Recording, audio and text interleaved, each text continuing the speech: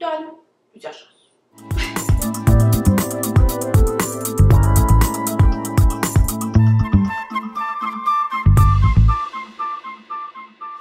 Salut rebelle créative! Bienvenue dans mes capsules d'inspiration. J'ai un sujet mais super cool pour toi qui aimerais faire des conférences ou des ateliers. J'ai reçu une question et je vais te la lire.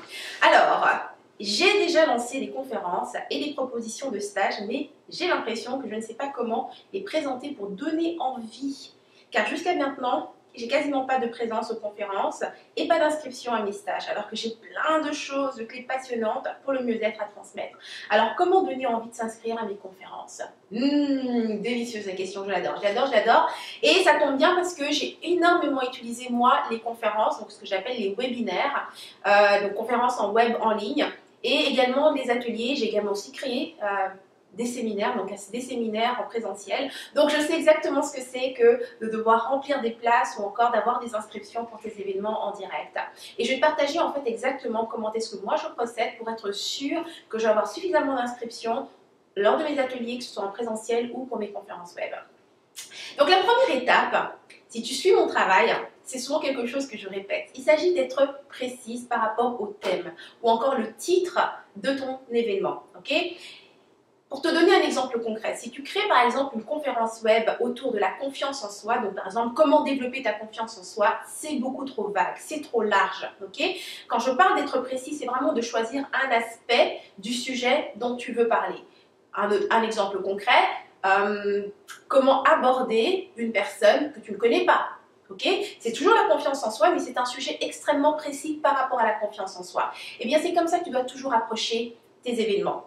Surtout quand tu commences, tu vois, parce que ce que tu veux, c'est vraiment attirer les gens qui sont intéressés par ton sujet. Et tu veux être sûr que les gens vont venir. Comprends une chose, c'est qu'un sujet aussi précis, si quelqu'un a une certaine timidité et qu'il a vraiment beaucoup de mal à aborder les gens qu'il ne connaît pas, pour lui, c'est vraiment une chance de pouvoir participer à cette conférence. Donc si tu penses plutôt que je crée un événement pour les gens, tu penses vraiment à je crée une opportunité pour les gens, donc l'opportunité d'apprendre, de dépasser ou de...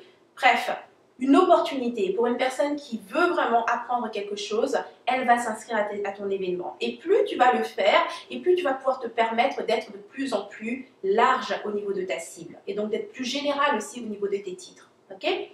La deuxième étape, c'est de tester. Okay? Je sais que dans notre esprit, parce qu'on nous a élevés comme ça, à l'école, il n'existe qu'une seule bonne réponse. Et bien dans la réalité, c'est faux. Okay? Il faut s'y prendre plusieurs fois. La majorité des choses que tu vas faire vont échouer et c'est juste normal. Le but de cette aventure, de l'entrepreneuriat, de créer des projets, de créer des choses pour les autres, eh bien c'est de simplement les faire. Et plus tu vas les faire, et plus tu t'améliores, et plus tu sais exactement comment faire les choses. Alors oui, il faut tester. Tu vas trouver un titre avec peut-être une image que tu vas partager sur Facebook pour représenter ton événement. Et peut-être que tu n'auras pas beaucoup de réactions, peut-être que tu n'auras pas beaucoup d'inscriptions. Mais tu t'arrêtes pas là. Tu essaies une variation différente. Je sais, tu vas peut-être changer un mot. Tu sais, des fois, quand on pense à un thème, on a comme plusieurs idées. On se dit, ok, comment est-ce que je le présente? Est-ce que je mets ce mot-ci ou bien je mets plutôt ce mot-là? Ou bien le truc, plutôt que de dire où, essaye-les tous. Essaye-les tous, essaye différentes images, essaye différentes variations de ton titre, essaye différentes variations de ton texte de présentation et teste. Et quand je dis tester, ça ne veut pas dire juste de rester chez soi à penser qu'est-ce qui serait mieux. C'est vraiment de partager l'invitation directement sur Facebook, LinkedIn ou n'importe quel réseau auquel tu appartiens et de voir lequel te ramène le plus de retours, de plus de réponses.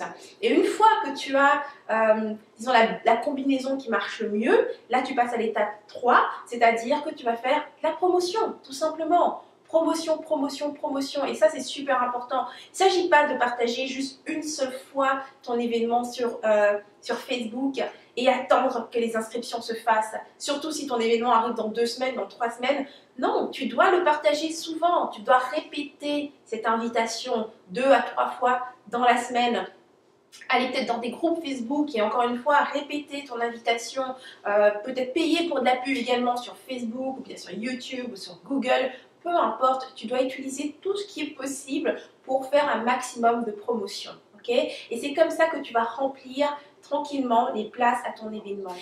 Alors, c'était les 3 étapes que j'allais te partager par rapport à ce sujet. À présent, j'aimerais qu'on profite justement de la communauté pour t'aider par rapport à ton prochain événement. Alors, dans les commentaires, je vais te demander de m'écrire le titre auquel tu as pensé. Ok? Maintenant que tu as entendu mes 3 étapes, comment est-ce que tu peux arriver avec un titre suffisamment précis pour donner envie aux gens de s'inscrire? Tu vas le laisser dans les commentaires et pour toutes celles qui regardent la capsule, eh bien, je vais vous demander également de lui donner un feedback, tout simplement. On va s'entraider, peut-être différentes variations qu'on peut proposer. Enfin bref, on va profiter de cet espace pour faire un mini-atelier par rapport à un thème ou un titre pour ton prochain événement.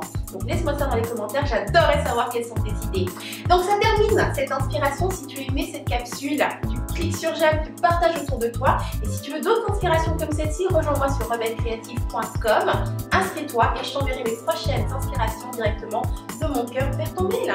Donc c'était Henriette Ndaka, je te dis à la semaine prochaine et d'ici là, agis comme rebelle créative. Tu vis sans culpabiliser, sans complexe et sans stress.